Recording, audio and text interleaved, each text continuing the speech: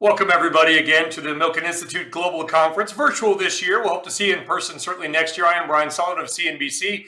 Thank you very much for tuning in, whether it's live or down the road somewhere. And down the road, I guess, is kind of an apt phrase because we are very pleased and honored to be joined once again by U.S. Department of Transportation Secretary Elaine Chao. Madam Secretary, it's great to chat with you again. We got to stop meeting like this, even virtually. It's been a number of years, and it's always a pleasure. Thank you very much for agreeing to do this, and look forward to a great conversation. Thanks so much for having me. This is always a great conference. And they do a fantastic job, and we'll have to get back in person certainly when we can. But there's so much stuff we're going to talk about in a short period of time. Fun stuff, space travel, drones bringing us groceries, all the cool stuff besides just roads. But before we get to that, I do want to ask you a more serious business question, one that we have talked a lot about on CNBC, obviously, and that is the Boeing 737 MAX. The FAA is under your auspice. Is there any news you can give us on the potential recertification timeline for that Boeing 737 MAX? Well, you're right. It's the FAA that makes these decisions, and there's no set timetable for the ungrounding of this plane. I can tell you that the FAA will not let the MAX fly until and unless it is safe to do so. And that's because safety is number one.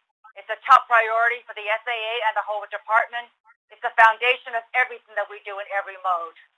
Now, I will say the MAX ungrounding process is lengthy because there are a lot of interdependent and interconnected parts that have to be examined and tested, and that takes time. I did also meet with the victims' families.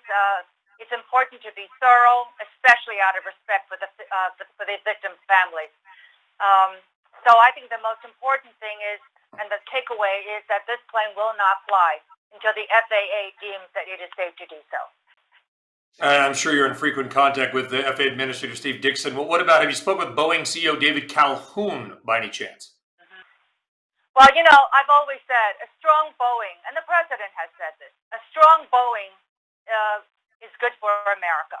So we want to make sure that, that Boeing is strong, but they are also very much in cooperation with the FAA and the regulators to do what they need to do. And it's not very simple because, how many of you have had computers kind of like just touched up? There's a little computer problem. And then once you go in there and fix that, it has ancillary impact on everything else. So whenever there's a small software change or edit, FAA goes back and retests everything. And I think that's quite reassuring, actually. Yeah, it certainly is. We all want the plane back in the sky. I know American Airlines making some comments about it today. All right, let's talk about another hot button issue, certainly, and that is infrastructure. What's amazing to me about infrastructure is, having been to D.C. personally, when that was allowed, by the way, when I could wander the halls of Congress, and I look forward to doing it again, it's such a bipartisan issue. Everybody seems to agree. It doesn't matter if you're a Democrat from Oregon or a Republican from Montana or wherever it might be. How close are we to getting something actually done? And if we get it done, Madam Secretary, what would it look like for the Department of Transportation? What would you want out of it? Well, first of all, you're absolutely right. Infrastructure is not a partisan issue. It's got to be done on a bipartisan basis. And the administration actually put up a bill on February 12th of 2018. And unfortunately, it was not, it didn't come together, and there was not bipartisan support. Obviously, at this time of year, that's unlikely as well. There's something called the Surface Reauthorization Act, which is called the FAST Act, that expired on September 30th, 2020. Now, the Congress has acted in conjunction with that and extended that for 1 year. So for people who, states and local governments who want some certainty in infrastructure planning, they now know that they will have funding for 1 additional year. But let me also say that the department has gone ahead and spent a great deal of money on infrastructure. In the last 3.5 years, we have spent over $300 billion for ports, roads, bridges, airports, railroads, and transit. And we basically have had our budget increase from about $78 billion in 2016 to about $87 billion a year extra. Then if you add the CARES funding of $36 billion, which was passed on March 27th of this year, the budget of the department is almost 50% above what it was in 2016. So because of this administration's emphasis on infrastructure, we have now seen over $46 billion this year alone and over a amount of $78 billion when we first came in. It's almost a 50% increase. And you've got the BUILD program, which leverages private dollars as well. I think there's about 70 projects in 44 states. You've got, of course, Build America bonds as well. How do you determine for our viewer? And by the way, for somebody in New Jersey, I want to say thanks to the group because you're finally getting the Portal Bridge project underway, and any of our viewers that takes New Jersey Transit into New York will know exactly what I'm talking about, like a 250-year-old bridge or something that constantly breaks down. So thank you, and hopefully we can get that project done. Take us through the decision-making. I grew up in New York. I was originally from that area, so I know these infrastructure projects very well. But I'm not from Kentucky, so I never mentioned that I'm from New York. But, these are legislatively written language about how money is supposed to go out. So you ask about that. America has a very decentralized transportation system. And I wish that I could just give money out, but a lot of times the money has to go out in stages, and it has to meet certain criteria or certain milestones. And so I'm delighted that with the Portal Bridge in New York, we were able to give some money. We moved it into engineering, and it's slated to receive about $880 million. But the full funding agreement for that is still yet to come, and it comes and it's going to actually depend on what the state will do as well. I think Governor Murphy has been very helpful in this process. So that's always good, but it has to go in stages, and there are certain milestones that have to be met. Yeah, and by the way, for our viewers that are listening from other parts of the country, it's a really old bridge that sticks open, and you sit there on the train and curse and scream because you're going to be late for a job appointment or whatever. When we were doing that kind of thing, by the way, and it's great to hear you mention Governor Murphy. It sounds like, again, we talk about bipartisan issues, Madam Secretary, and that's great to hear that the Democratic governor of New Jersey is working with you and your team to get these projects done. All right, speaking of getting back into travel, we had actually yesterday a very positive data point, 1 million people going through TSA checkpoints for the first time since the pandemic and lockdowns began in March. We've been kind of like low, mid-900s. We had 1 million people do it. Do you have any forecasts of when you and your team try to crunch numbers about when we're going to see, you're from New York. I lived in New York during 9/11. And I still live in, we all remember how long it took to claw back to where we were before. Is there any estimates of when air travel might return to a semi-normal state?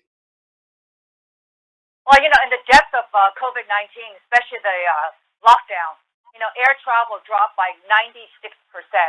The passenger volume was 4% of what it was during ordinary times. We're beginning to see, obviously, that's why the president was very concerned, not only about the public health implications, but also the tremendous impact on our economy. And so with the reopening of the economy, we're beginning to see the modes of different modes, transit, rail, air, and also on highways come back. Obviously, vehicle miles came back first. I mean, the first avenue of mobility was through cars. And so people came back and they drove. The cars can only take you up to about 400, 500 miles. And then beyond that, it would be air or passenger rail. We're beginning to see those numbers come back. I think the largest issue at this point is trust in the transit system. And this is where, again, for the administration, we've given out $2.2 trillion in economic assistance. This is the largest amount of economic assistance in the history of our country. And in transportation alone, we've given out $25 billion to the transit industry, $10 billion to airport, $1 billion to Amtrak. And then the Treasury Department took care of the airline industry, and they potentially had about $50 billion. And then the federal government distributed over 100 million face coverings for transportation workers and riders throughout the country. Our number one concern during this whole period is to ensure that the transportation system is open, operational, and safe. Because when we were all in lockdown, our supply chain had to be open. And I want to give a big shout out to the truckers and to the freight rail who kept the supply chain open. They kept, our store shelves stocked and medical equipment and supplies to go where they needed to go.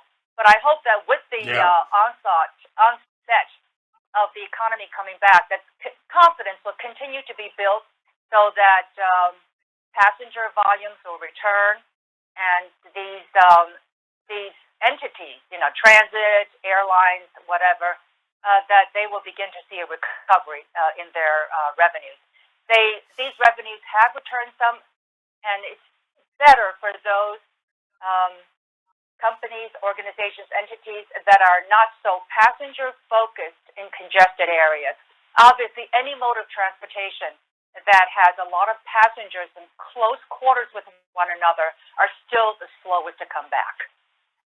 Yeah, and a well-deserved shout out to all those people that were busting their butts in the middle of the night, working to stock shelves and load trucks and to get us all the stuff we need. It's, we can't just let it be a short-term thing. We got to always remember the hard work and the risk they put in. And by the way, still are. Take us through the decision-making process, because some of the things that you talk about, Amtrak, those are federal. But then I look at New York City, the MTA, losing a couple $100 million a month. And by the way, it's not just a subway story, it's a financial market story. The MTA is the biggest municipal bond issuer, or one of, in the United States. So it's actually a financial markets question. How do you determine money flow on, say, a federal thing like an Amtrak versus a highly localized something or other like a New Jersey Transit? Or does that matter from a state perspective? Well, as I mentioned, the transportation system of the United States is very decentralized. We are also a democracy. So there are many, many stakeholders who come together and decide these things.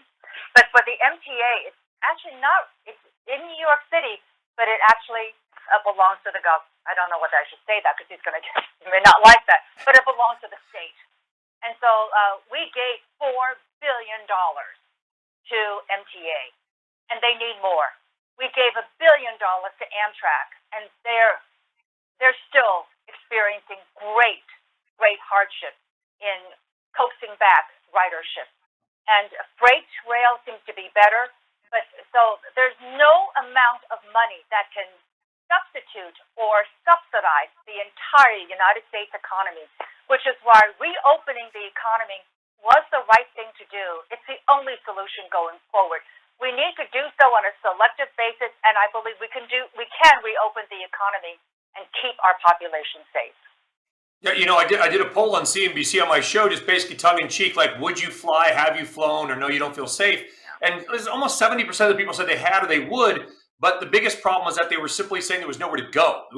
They would fly, but there was no purpose in flying because there was no place to go to, unless it was sort of an emergency or something. The irony about this lockdown is that we've been moving toward and talking about promoting mass transit and trying to decarbonize, and yet now everybody's buying cars.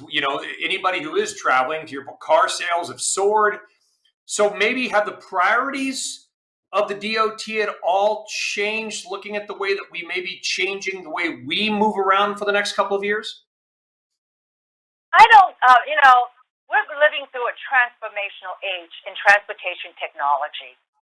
And we're seeing so many new potential changes in the way we travel and work. Drones right now, when we're talking about drones, autonomous vehicles, commercial space, air taxis, we're talking about all different kinds of modes of transportation that's going through tremendous changes. On our highways, for example, 94% of accidents occur because of human error. And despite the misgivings about autonomous vehicles, this automated vehicle system can actually improve safety. And then for those special populations that are currently restrained in their mobility, for example, the elderly or people with disabilities, automated vehicles can return to them their freedom, their mobility. And so we are looking at all of these different modes of transportation. But our role is primarily that of a safety regulator. So we have three priorities. Number one, we want to make sure that these new technologies are safe. And our mantra is that we want to engage with the emerging new technologies to address legitimate public concerns about safety, security, and privacy without hampering innovation, which is so much a part of who we are as Americans. So when we talk about, for example, commercial space, currently it takes about 24 hours to go from New York to Sydney, Australia. Commercial space potentially can offer 30-minute flight from New York to Sydney. So this will change substantially the way we travel and think about it. Now that's admittedly very far, in the future. But then we're also talking about drones. Drones are also very much used in natural disasters, in inspections, they're in package deliveries. And we are seeing now much more efficiency in the last mile delivery of packages and also in evaluation, analysis, reviews of routine inspections that we would not have seen otherwise. So we're seeing more and more safety being introduced with these new technologies. But these new technologies can be anxiety provoking. They are new. They impact jobs to some extent in the short term, sometimes. And so there's a great deal of anxiety about them. Again, about privacy, security, and and safety. So our job, again, as regulators, is to allow the public to have a voice through us, so that their concerns are reflected in the questions that we ask of these new innovations. And so what I say to Silicon Valley and all these brilliant innovators in America is that you've got to share with the public your enthusiasm, your confidence about your technology. Because without consumer acceptance, you won't be able to grow. Consumer acceptance is the greatest constraint to the growth of all these promising new technologies. But can we just thing also is for all these new innovators, they're so brilliant, but they need to factor in to their development and timeline interactions with the regulators. The bigger they become, the more successful they become, the more they're going to have to learn how to interact with the regulators. Well, we're giving Silicon Valley, I think, too much credit, Madam Secretary, because I'm guessing you or your team have been down to the beautiful mountains of southwestern Virginia, maybe to my alma mater. I'm going to give them a shout out, Virginia Tech. Yeah, and I'm going to give them a plug, not because I love them, because they're doing the Google driverless car is being in part developed there. And the first commercial drone delivery test program in America, I believe, or one of, was also done by some, Virginia Tech professors and engineering students. So a double shout out there. Let me ask you a question without revealing how much I weigh and my age, but let's just say I'm probably past the halfway mark and over 200. Will there be a day in my lifetime or our lifetime when I can hit a button on my phone and a drone comes to pick me up? Is something like that even possible? It's being actually thought of. These are called air taxis. And they're actually drones that have the capacity to carry a substantial amount of weight. Now, I don't want to discourage or discard any of the existing modes of transportation. They are very essential. We're going to have them for a long time. My point in saying about all of this is to say we're moving at such expedited, accelerated rates. Autonomous vehicles, I think, have the greatest possibility, obviously, for reality. And in California now, you can get into a self-driving car. You can get into a car that will self-drive in a level 2 and follow the white lines on the highway. So we're seeing all these different kinds of experiments and trials in all these other areas. And you're absolutely right. It's not confined to one geographic area. We are so innovative, and there's so many bright spots throughout our whole country. Carnegie Mellon, for example, in Pittsburgh, and North Carolina, the Research Triangle. There's so much research that's being done. And again, the most important thing, I think, at least from our point of view, is that We want to ensure safety, security, and privacy without pulling back or dampening the rate of innovation that is so natural in this country.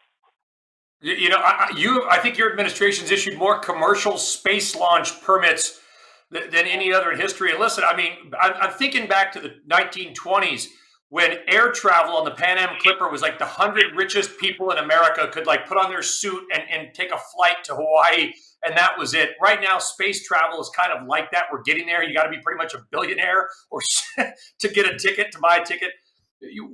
Maybe the air taxis aren't so close, but when can I afford a flight, into space? Well, I think it's it's going to come. My stock answer is it's going to come sooner than you expect, and later than some other people, some other expectations. But I mean, basically, if you look at commercial space, I think the first thing that's going on now is we're seeing a lot more commercial space research activity, and you're absolutely right. America is now number one again after not being number one for 16 years.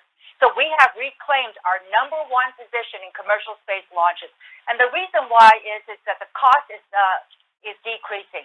We're seeing the reusable launch, which was an incredibly important development, because with the reusable launch capsule, it really decreased costs quite a bit. So right now we're seeing an increase in research activities. And then we're going to see space tourism. And then eventually we're going to see point-to-point travel, which was my example about New York and Australia. Is that really going to happen? I mean, literally, we're going to be able to use the atmosphere to travel for leisure at some point in the next couple decades? I don't know about the next couple of decades, but I think this is something which a lot of people are already thinking about. They're thinking about air taxis in the short term, and thinking about automated vehicles. They're thinking about drones, package delivery, people, ridership as well. So this is what I mean when I say that we are in such an exciting time of transportation technological change. But my role as a regulator and also, as a government leader, a policymaker, is to ensure that our department, the government, is not top-down command and control. We actually, in this administration, believe in the private sector. So we're not going to anoint any one particular type of technology, because we have found over time that the government is not a great predictor of what technologies will succeed. But rather, we will make sure that the regulations that are implemented will not dampen the rate of innovation. We want to take care of legitimate public concerns about safety, security, and privacy without hampering innovation. You mentioned reusable space travel, and I don't know about you, Madam Secretary, but this Musk kid, out in California, he's onto something. I think he might have a future in the business. And I grew up in Los Angeles as a kid. I was born there. My dad owned a gas station. And you think about the traffic, and he's working on this thing called the Hyperloop, and I don't know whether to believe this is just like another Musk thing, or it's a Musk thing that he actually gets done. Is the Hyperloop real? I actually forgot to mention the Hyperloop, and I really should, because West Virginia just got a certificate for being a Hyperloop Center of Excellence. And the former mayor of Chicago had actually approached the department to talk about doing a Hyperloop between Chicago City Center and O'Hare. And the person that you mentioned in California is not the only entity that's doing Hyperloop. There are other companies that are looking at Hyperloop as well. And this is another example of where the government is just not agile enough. So we are still organized along the traditional modes of transportation: air, transit, rail, maritime, whatever. And it's just not keeping up with the times. So I have established something called the Newly Emerging Transportation Technology Council, which really approaches this new innovation on a intermodal basis. And I think that's going to be really key. So the government, again, has to be more forward-looking, but that's really hard for us to do. So yes, Hyperloop is a it's absolutely a priority. And then the other thing I did mention was supersonic. There's work also being done to resurrect supersonic travel. Now, obviously, Yeah. noise pollution has been a real dampening factor in in supersonic. So all of these It's issues loud. have to be worked out.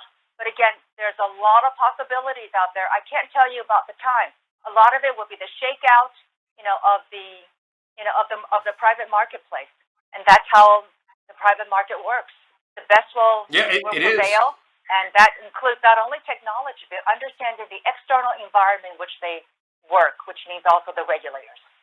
Yeah, I actually saw the Concorde land a few times. You probably, I mean, the Yeah. thing came in with the nose in, and I mean, it rattled the windows. It was so loud and kind of amazing to think we've gone a little bit backwards. We're going to wrap it up here, but I know Boeing and Airbus and others, probably others in the private sector I don't know about, are developing or looking at a new supersonic jet, maybe hydrogen powered jet. I mean, do you think that's a reality? We seem to have gone backwards in air travel in some respects. I mean, you can't get to London in 2 to 3 hours anymore. Is that closer to a reality than we think, perhaps? Well, I think people are working on it. Now, obviously, with the supersonic flight, they're going to have to deal with the noise issue. And that's part of the great challenge of development of this technology. But that's why I say that, I think the consumer acceptance will be very important. I used to be the Secretary of Labor. I'm very concerned about the impact on people and jobs. I think in the long term, all this new technology will generate and create new jobs, more jobs. But the transition may be difficult. And so we need to take care of those who are going to be adversely impacted. And that's what our responsibility as a society is as well. Yeah, it's going to have to, because right now, by the way, you cannot get truck drivers anywhere, and they're getting big bonuses if you can sign them up, because it's a hard job, and we just have a shortage as well. But the private markets, I think, will figure this out, and I look forward to seeing all these cool new innovations down the line. I gave a little shout out to my alma mater, and I want to give a big shout out to you, Madam Secretary, for agreeing to sit down, have this fun, wide-ranging conversation as part of the Milken Institute Global Conference. And I wish you and your family the best, and I hope that we get to do this again in person at some point, Madam Secretary. Thanks so much for having me.